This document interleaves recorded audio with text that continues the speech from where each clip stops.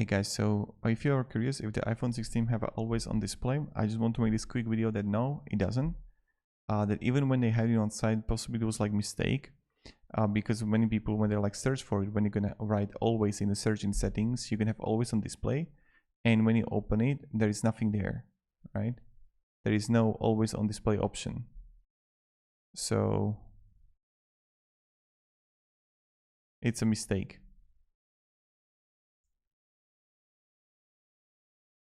So even someone wrote here, I spent hours with Verizon and Apple trying to get this feature to work, and it's the only reason I'm upgrading for my 14. And it's only available for Pro and Pro Max.